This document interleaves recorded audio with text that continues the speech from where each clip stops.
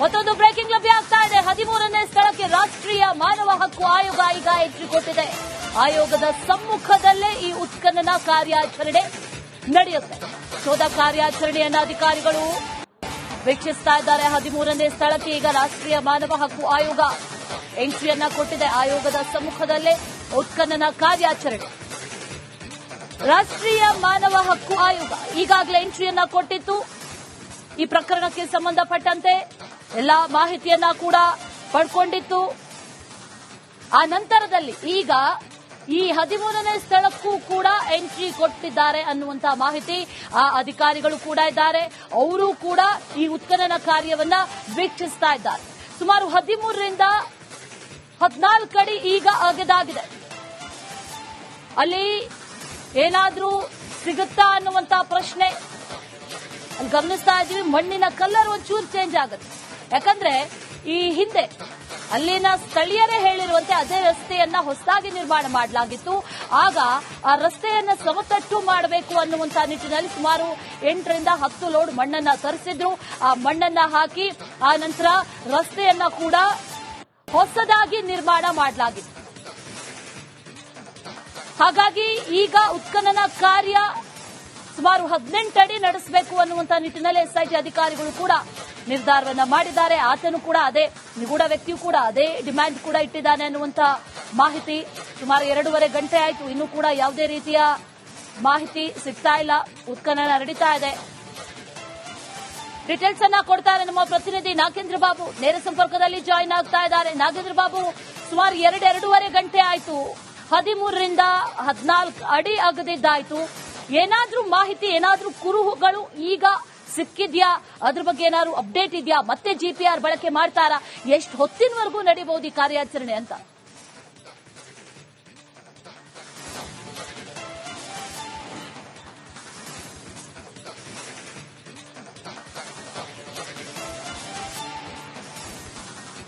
ಅಶ್ವಿನಿ, ನೋಡಿ, ಬಹುತೇಕ 6 ಗಂಟೆಯವರೆಗೂ ಕೂಡ ಈ ಒಂದು ಕಾರ್ಯಾಚರಣೆ ನಡೆಯುವಂತಹ ಸಾಧ್ಯತೆಗಳು ಇಲ್ಲಿ ದಟ್ಟವಾಗಿ ಕಂಡು ಬರ್ತಾ ಇದೆ. ಈಗ ಮುಸುಕುದಾರಿ ವ್ಯಕ್ತಿಯೇ ಕೊಟ್ಟಿದ್ದಂತಹ ಮಾಹಿತಿಯನ್ನ ಆಧರಿಸಿ 15 ಅಡಿ ಆಳಕ್ಕಿಂತ ಕೆಳಭಾಗದಲ್ಲಿ ತಾನು ಹೂತಿಟ್ಟಿರೋದಾಗಿ ಮಾಹಿತಿಯನ್ನ ಕೊಟ್ಟಿದ್ದ. ಹಾಗಾಗಿ ಈ ಒಂದು ಕಾರ್ಯಾಚರಣೆಯನ್ನ ಸಾಗ್ತಾ ಇದೆ. ದೃಶ್ಯಾವಳಿಯಲ್ಲಿ ಕೂಡ ನಾವು ಗಮನಿಸಬಹುದು. ಪ್ರಮುಖವಾಗಿ ಅಲ್ಲಿ 2 ಹಿಟಾಚಿಗಳನ್ನ ಬಳಕೆ ಮಾಡಿಕೊಂಡು ಈ ಒಂದು ಕಾರ್ಯಾಚರಣೆ ಸಾಗ್ತಾ ಇದೆ. ಬಹುತೇಕ ಮಣ್ಣಿನ ಬಣ್ಣ ಕೂಡ ಬದಲಾಗಿದೆ ಅಂದ್ರೂ ಕೂಡ ಇಲ್ಲಿ ತಪ್ಪಾಗೋದಿಲ್ಲ. ಅಲ್ಲಿ ನಮಗೆ ದೃಶ್ಯಗಳು ನೋಡೋದಕ್ಕೆ ಸಿಗ್ತಾ ಇದೆ. ಈ ಹಿಂದೆ ಸ್ಥಳೀಯರು ಕೊಟ್ಟಿರುವಂತಹ ಮಾಹಿತಿ ಪ್ರಕಾರ 10 ಅಡಿ ಮಣ್ಣನ್ನ ಇಲ್ಲಿ ಹಾಕಿ ಹೈಟ್ ಅನ್ನ ಮಾಡಲಾಗಿತ್ತು. ಕಾರಣ ನೇತ್ರಾವತಿ ನದಿ ನೀರು ಗ್ರಾಮದ ಒಳಗಡೆ ಬರ್ತಾ ಇತ್ತು, ಪ್ರವಾಹ ಕೂಡ ಉಂಟಾಗಿತ್ತು ಈ ಹಿಂದೆ. ಹಾಗಾಗಿ 10 ಅಡಿ ಆಳದವರೆಗೂ ಕೂಡ ನೀರನ್ನ ಹಾಕಿ ಹೈಟ್ ಮಾಡಿದ್ರು. ಅದಷ್ಟು ಕೂಡ ತೆಗೆಯಬೇಕಾಗಬಹುದು ಅಂತೇಳಿ ಮುಸುಕುದಾರಿ ಕೂಡ ಹೇಳಿದ್ದ. 15 ಅಡಿ ಆಳದ ಕೆಳಭಾಗದಲ್ಲಿ ಹೂತಿಟ್ಟಿರೋದಾಗಿ ಆತನೇ ಕೊಟ್ಟಿರುವಂತಹ ಮಾಹಿತಿಯನ್ನ ಆಧರಿಸಿ ಈಗ ಆ ಒಂದು ಉತ್ಖನನ ಕಾರ್ಯಾಚರಣೆ ನಡೀತಾ ಇರುವಂತಹ ದೃಶ್ಯವನ್ನ ಕೂಡ ಇಲ್ಲಿ ಗಮನಿಸ್ತಾ ಇದ್ದೀವಿ. ಕಳೆದ 1.5 ಗಂಟೆಯಿಂದ ಈ ಒಂದು ಹಿಟಾಚಿಗಳ ಸಹಾಯದಿಂದ ಅಲ್ಲಿ ಅಗೆಯುವಂತ ಕೆಲಸವನ್ನ ಮಾಡಲಾಗ್ತಾ ಇದೆ. ನೋಡಿ, 20 ಅಡಿ ಆಳದವರೆಗೂ ಕೂಡ ಅಗೆಯಬೇಕು ಅಂತಂದ್ರೆ ಅಷ್ಟೇ ಅಗಲವಾಗಿಯೂ ಕೂಡ ಅದನ್ನ ಮಣ್ಣನ್ನ ತೆಗೆದು ಪಕ್ಕದಲ್ಲೇ ರಾಶಿಯನ್ನ ಹಾಕ್ತಾ ಬರಬೇಕಾಗತ್ತೆ. ಆ ಕೆಲಸವನ್ನ ಇಲ್ಲಿ ಮಾಡಲಾಗ್ತಾ ಇದೆ. ಎಲ್ಲರೂ ಕೂಡ ಅಲ್ಲಿ ಕುತೂಹಲದಿಂದ ನೋಡ್ತಿದ್ದಾರೆ. ಏನಾದರೂ ಸಿಗಬಹುದಾ ಕಳೆ ಬರಹಗಳು ಅಂತೇಳಿ ಅಲ್ಲಿ ನಿಂತು ಅಧಿಕಾರಿಗಳು ಕೂಡ ನೋಡ್ತಿದ್ದಾರೆ. ಮುಸುಕುದಾರಿ ವ್ಯಕ್ತಿ ಕೂಡ ಅಲ್ಲೇ ನಿಂತು ಆತ ಸೂಚಿಸುವಂತಹ ಸ್ಥಳದಲ್ಲೆಲ್ಲವೂ ಕೂಡ ಆತ ತೋರಿಸುವಂತಹ ಸ್ಥಳದಲ್ಲಿ ಅಗೆಯುವಂತ ಕೆಲಸವನ್ನ ಮಾಡಲಾಗ್ತಾ ಇದೆ. ಎಸಿ ಸ್ಟೆಲ್ಲಾ ವರ್ಗೀಸ್ ಅವರಿದ್ದಾರೆ. ಎನ್ಎಚ್ಆರ್ಸಿ ತಂಡ ಕೂಡ ಅಲ್ಲೇ ಬಿಡುಬಿಟ್ಟಿದೆ. ಎಸ್ಐಟಿ ತನಿಖಾ ತಂಡ ಕೂಡ ಅಲ್ಲೇ ಇದೆ. ಸ್ಟೆಲ್ಲಾ ವರ್ಗೀಸ್ ಅವರ ಹಿಂಬದಿಯಲ್ಲೇ ಆ ಮುಸುಕುದಾರಿ ವ್ಯಕ್ತಿ ಕೂಡ ನಿಂತಿರೋದು. ಆತ ಹೇಳ್ತಿದ್ದಾನೆ, ನೋಡಿ, ಕೆಳಭಾಗದಲ್ಲಿ ಆ ಮರದ ಬೇರುಗಳು ಕೂಡ ಈಗ ಅಲ್ಲಿ ಸಿಗ್ತಾ ಇರೋದನ್ನ ನಾವಿಲ್ಲಿ ಗಮನಿಸಬಹುದು. ಇನ್ನು ಮುಂದಿನ 1 ಗಂಟೆ ಕಾಲ ಈ ಒಂದು ಕಾರ್ಯಾಚರಣೆ ನಡೆಯುವಂತ ಸಾಧ್ಯತೆಗಳು ಇಲ್ಲಿ ದಟ್ಟವಾಗಿ ಕಂಡು ಬರ್ತಾ ಇದೆ. ಮತ್ತೊಂದು ಕಡೆ ಇಲ್ಲಿ 2 ಕಂಬಗಳು ಇರುವಂತಹ ಹಿನ್ನೆಲೆಯಲ್ಲಿ ಮೆಸ್ಕಾಂ ಸಿಬ್ಬಂದಿಗಳನ್ನ ಕೂಡ ಕರೆಸಿಕೊಂಡು ಅವರನ್ನು ಕೂಡ ಇಲ್ಲೇ ಇರುವಂತೆ ಅವರಿಗೆ ಸೂಚನೆ ಕೊಟ್ಟಿರುವಂತಹ ಹಿನ್ನೆಲೆಯಲ್ಲಿ ಅವರು ಕೂಡ ಇಲ್ಲೇ ಇದ್ದಾರೆ. ಅಷ್ಟೇ ಅಲ್ಲದೆ ಇಲ್ಲಿ ಪೊಲೀಸರಿಂದ ಭದ್ರತೆಯನ್ನ ಕೂಡ ವಹಿಸಲಾಗಿದೆ. ಆ ಒಂದು ರಸ್ತೆಯಲ್ಲಿ ಯಾರು ಕೂಡ ಓಡಾಡದಂತೆ ಮುಂಜಾಗ್ರತಾ ಕ್ರಮವನ್ನ ಕೂಡ ತೆಗೆದುಕೊಳ್ಳಲಾಗಿದೆ. ನೋಡಿ, ಪ್ರತಿಯೊಂದನ್ನು ಕೂಡ ವಿಡಿಯೋ ಮಾಡಿಕೊಳ್ಳಲಾಗ್ತಾ ಇದೆ. ಹಂತ ಹಂತದಲ್ಲೂ ಕೂಡ ಫೋಟೋಗ್ರಫಿಯನ್ನ ಕೂಡ ಮಾಡಲಾಗ್ತಾ ಇದೆ. ಮಣ್ಣಿನಲ್ಲಿ ಏನಾದ್ರೂ ಸಿಗುತ್ತಾ ಅಂತೇಳಿ. ಯಾಕಂದ್ರೆ ನೋಡಿ, ಇನ್ನೂ ಕಾರ್ಯಾಚರಣೆ ಸಾಗ್ತಾ ಇರುವಂತಹ ಹಿನ್ನೆಲೆಯಲ್ಲಿ ಇಲ್ಲಿ ಏನು ಕೂಡ ಸಿಕ್ಕಿಲ್ಲ ಅನ್ನೋದು ಇಲ್ಲಿಯವರೆಗೂ ಸ್ಪಷ್ಟವಾಗಿ ಗೊತ್ತಾಗುತ್ತೆ. ಒಂದು ವೇಳೆ ಅಲ್ಲಿ ಏನಾದ್ರೂ ಕಳೆ ಬರಹಗಳು ಇದ್ದಿದ್ದು ಕಂಡು ಬಂದಿದ್ದೆ ಆದ್ರೆ ಈ ಹಿಟಾಚಿಗಳ ಕಾರ್ಯಾಚರಣೆ ಸ್ಥಗಿತಗೊಳ್ಳಲಾಗ್ತಾ ಇತ್ತು. ಅಲ್ಲಿ ಇರುವಂತಹ ಕಳೆ ಬರಹಗಳನ್ನ ಕಲೆಕ್ಟ್ ಮಾಡುವಂತಹ ಕೆಲಸವನ್ನ ಕೂಡ.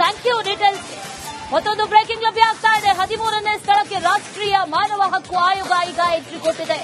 ಆಯೋಗದ ಸಮ್ಮುಖದಲ್ಲೇ ಈ ಉತ್ಖನನ ಕಾರ್ಯಾಚರಣೆ ನಡೆಯುತ್ತೆ. ಶೋಧ ಕಾರ್ಯಾಚರಣೆಯನ್ನ ಅಧಿಕಾರಿಗಳು ವೀಕ್ಷಿಸ್ತಾ ಇದ್ದಾರೆ. 13ನೇ ಸ್ಥಳಕ್ಕೆ ಈಗ ರಾಷ್ಟ್ರೀಯ ಮಾನವ ಹಕ್ಕು ಆಯೋಗ ಎಂಟ್ರಿಯನ್ನ ಕೊಟ್ಟಿದೆ. ಆಯೋಗದ ಸಮ್ಮುಖದಲ್ಲೇ ಉತ್ಖನನ ಕಾರ್ಯಾಚರಣೆ. ರಾಷ್ಟ್ರೀಯ ಮಾನವ ಹಕ್ಕು ಆಯೋಗ ಈಗಾಗಲೇ ಎಂಟ್ರಿಯನ್ನ ಕೊಟ್ಟಿತ್ತು. ಈ ಪ್ರಕರಣಕ್ಕೆ ಸಂಬಂಧಪಟ್ಟಂತೆ ಎಲ್ಲಾ ಮಾಹಿತಿಯನ್ನ ಕೂಡ ಪಡ್ಕೊಂಡಿತ್ತು. ಆ ನಂತರದಲ್ಲಿ ಈಗ ಈ 13ನೇ ಸ್ಥಳಕ್ಕೂ ಕೂಡ ಎಂಟ್ರಿ ಕೊಟ್ಟಿದ್ದಾರೆ ಅನ್ನುವಂತಹ ಮಾಹಿತಿ ಆ ಅಧಿಕಾರಿಗಳು ಕೂಡ ಇದ್ದಾರೆ. ಅವರು ಕೂಡ ಈ ಉತ್ಖನನ ಕಾರ್ಯವನ್ನ ವೀಕ್ಷಿಸ್ತಾ ಇದ್ದಾರೆ. ಸುಮಾರು 13ರಿಂದ 14 ಅಡಿ ಈಗ ಅಗೆದಾಗಿದೆ. ಅಲ್ಲಿ ಏನಾದ್ರೂ ಸಿಗುತ್ತಾ ಅನ್ನುವಂತಹ ಪ್ರಶ್ನೆ ಗಮನಿಸ್ತಾ ಇದ್ದೀವಿ. ಮಣ್ಣಿನ ಕಲರ್ ಒಂಚೂರು ಚೇಂಜ್ ಆಗುತ್ತೆ. ಯಾಕಂದ್ರೆ ಈ ಹಿಂದೆ ಅಲ್ಲಿನ ಸ್ಥಳೀಯರೇ ಹೇಳಿರುವಂತೆ ಅದೇ ರಸ್ತೆಯನ್ನ ಹೊಸದಾಗಿ ನಿರ್ಮಾಣ ಮಾಡಲಾಗಿತ್ತು. ಆಗ ಆ ರಸ್ತೆಯನ್ನ ಸಮತಟ್ಟು ಮಾಡಬೇಕು ಅನ್ನುವಂತಹ ನಿಟ್ಟಿನಲ್ಲಿ ಸುಮಾರು 8ರಿಂದ 10 ಲೋಡ್ ಮಣ್ಣನ್ನ ತರಿಸಿದ್ರು. ಆ ಮಣ್ಣನ್ನ ಹಾಕಿ ಆ ನಂತರ ರಸ್ತೆಯನ್ನ ಕೂಡ ಹೊಸದಾಗಿ ನಿರ್ಮಾಣ ಮಾಡಲಾಗಿತ್ತು. ಹಾಗಾಗಿ ಈಗ ಉತ್ಖನನ ಕಾರ್ಯ ಸುಮಾರು 18 ಅಡಿ ನಡೆಸಬೇಕು ಅನ್ನುವಂತಹ ನಿಟ್ಟಿನಲ್ಲಿ ಎಸ್ಐಟಿ ಅಧಿಕಾರಿಗಳು ಕೂಡ ನಿರ್ಧಾರವನ್ನ ಮಾಡಿದ್ದಾರೆ. ಆತನು ಕೂಡ ಅದೇ ನಿಗೂಢ ವ್ಯಕ್ತಿಯು ಕೂಡ ಅದೇ ಡಿಮ್ಯಾಂಡ್ ಕೂಡ ಇಟ್ಟಿದ್ದಾನೆ ಅನ್ನುವಂತಹ ಮಾಹಿತಿ. ಸುಮಾರು 2.5 ಗಂಟೆ ಆಯಿತು, ಇನ್ನೂ ಕೂಡ ಯಾವುದೇ ರೀತಿಯ ಮಾಹಿತಿ ಸಿಗ್ತಾ ಇಲ್ಲ. ಉತ್ಖನನ ನಡೀತಾ ಇದೆ.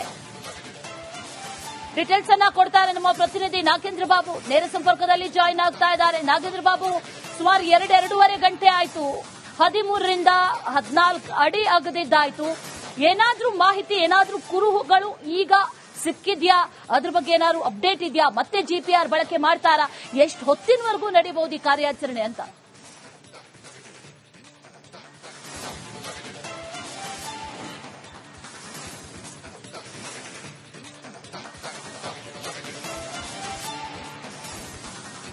ಅಶ್ವಿನಿ, ನೋಡಿ, ಬಹುತೇಕ 6 ಗಂಟೆಯವರೆಗೂ ಕೂಡ ಈ ಒಂದು ಕಾರ್ಯಾಚರಣೆ ನಡೆಯುವಂತಹ ಸಾಧ್ಯತೆಗಳು ಇಲ್ಲಿ ದಟ್ಟವಾಗಿ ಕಂಡು ಬರ್ತಾ ಇದೆ. ಈಗ ಮುಸುಕುದಾರಿ ವ್ಯಕ್ತಿಯೇ ಕೊಟ್ಟಿದ್ದಂತಹ ಮಾಹಿತಿಯನ್ನ ಆಧರಿಸಿ 15 ಅಡಿ ಆಳಕ್ಕಿಂತ ಕೆಳಭಾಗದಲ್ಲಿ ತಾನು ಹೂತಿಟ್ಟಿರೋದಾಗಿ ಮಾಹಿತಿಯನ್ನ ಕೊಟ್ಟಿದ್ದ. ಹಾಗಾಗಿ ಈ ಒಂದು ಕಾರ್ಯಾಚರಣೆಯನ್ನ ಸಾಗ್ತಾ ಇದೆ. ದೃಶ್ಯಾವಳಿಯಲ್ಲಿ ಕೂಡ ನಾವು ಗಮನಿಸಬಹುದು. ಪ್ರಮುಖವಾಗಿ ಅಲ್ಲಿ 2 ಹಿಟಾಚಿಗಳನ್ನ ಬಳಕೆ ಮಾಡಿಕೊಂಡು ಈ ಒಂದು ಕಾರ್ಯಾಚರಣೆ ಸಾಗ್ತಾ ಇದೆ. ಬಹುತೇಕ ಮಣ್ಣಿನ ಬಣ್ಣ ಕೂಡ ಬದಲಾಗಿದೆ ಅಂದ್ರೂ ಕೂಡ ಇಲ್ಲಿ ತಪ್ಪಾಗೋದಿಲ್ಲ. ಅಲ್ಲಿ ನಮಗೆ ದೃಶ್ಯಾವಳಿ ನೋಡೋದಕ್ಕೆ ಸಿಗ್ತಾ ಇದೆ. ಈ ಹಿಂದೆ ಸ್ಥಳೀಯರು ಕೊಟ್ಟಿರುವಂತಹ ಮಾಹಿತಿ ಪ್ರಕಾರ 10 ಅಡಿ ಮಣ್ಣನ್ನ ಇಲ್ಲಿ ಹಾಕಿ ಹೈಟ್ ಅನ್ನ ಮಾಡಲಾಗಿತ್ತು. ಕಾರಣ ನೇತ್ರಾವತಿ ನದಿ ನೀರು ಗ್ರಾಮದ ಒಳಗಡೆ ಬರ್ತಾ ಇತ್ತು. ಪ್ರವಾಹ ಕೂಡ ಉಂಟಾಗಿತ್ತು ಈ ಹಿಂದೆ. ಹಾಗಾಗಿ 10 ಅಡಿ ಆಳದವರೆಗೂ ಕೂಡ ನೀರನ್ನ ಹಾಕಿ ಹೈಟ್ ಮಾಡಿದ್ರು. ಅದಷ್ಟು ಕೂಡ ತೆಗೆಯಬೇಕಾಗಬಹುದು ಅಂತೇಳಿ ಮುಸುಕುದಾರಿ ಕೂಡ ಹೇಳಿದ್ದ. 15 ಅಡಿ ಆಳದ ಕೆಳಭಾಗದಲ್ಲಿ ಹೂತಿಟ್ಟಿರೋದಾಗಿ ಆತನೇ ಕೊಟ್ಟಿರುವಂತಹ ಮಾಹಿತಿಯನ್ನ ಆಧರಿಸಿ ಈಗ ಆ ಒಂದು ಉತ್ಖನನ ಕಾರ್ಯಾಚರಣೆ ನಡೀತಾ ಇರುವಂತಹ ದೃಶ್ಯವನ್ನ ಕೂಡ ಇಲ್ಲಿ ಗಮನಿಸ್ತಾ ಇದ್ದೀವಿ. ಕಳೆದ 1.5 ಗಂಟೆಯಿಂದ ಈ ಒಂದು ಹಿಟಾಚಿಗಳ ಸಹಾಯದಿಂದ ಅಲ್ಲಿ ಅಗೆಯುವಂತ ಕೆಲಸವನ್ನ ಮಾಡಲಾಗ್ತದೆ. ನೋಡಿ, 20 ಅಡಿ ಆಳದವರೆಗೂ ಕೂಡ ಅಗೆಯಬೇಕು ಅಂತಂದ್ರೆ ಅಷ್ಟೇ ಅಗಲವಾಗಿಯೂ ಕೂಡ ಅದನ್ನ ಮಣ್ಣನ್ನ ತೆಗೆದು ಪಕ್ಕದಲ್ಲೇ ರಾಶಿಯನ್ನ ಹಾಕ್ತಾ ಬರಬೇಕಾಗತ್ತೆ. ಆ ಕೆಲಸವನ್ನ ಇಲ್ಲಿ ಮಾಡಲಾಗ್ತಾ ಇದೆ. ಎಲ್ಲರೂ ಕೂಡ ಅಲ್ಲಿ ಕುತೂಹಲದಿಂದ ನೋಡ್ತಿದ್ದಾರೆ. ಏನಾದರೂ ಸಿಗಬಹುದಾ ಕಳೆ ಬರಹಗಳು ಅಂತೇಳಿ ಅಲ್ಲಿ ನಿಂತು ಅಧಿಕಾರಿಗಳು ಕೂಡ ನೋಡ್ತಿದ್ದಾರೆ. ಮುಸುಕುದಾರಿ ವ್ಯಕ್ತಿ ಕೂಡ ಅಲ್ಲೇ ನಿಂತು ಆತ ಸೂಚಿಸುವಂತಹ ಸ್ಥಳದಲ್ಲೆಲ್ಲವೂ ಕೂಡ ಆತ ತೋರಿಸುವಂತಹ ಸ್ಥಳದಲ್ಲಿ ಅಗೆಯುವಂತ ಕೆಲಸವನ್ನ ಮಾಡಲಾಗ್ತಾ ಇದೆ. ಎಸಿ ಸ್ಟೆಲ್ಲಾ ವರ್ಗೀಸ್ ಅವರಿದ್ದಾರೆ. ಎನ್ಎಚ್ಆರ್ಸಿ ತಂಡ ಕೂಡ ಅಲ್ಲೇ ಬಿಡುಬಿಟ್ಟಿದೆ.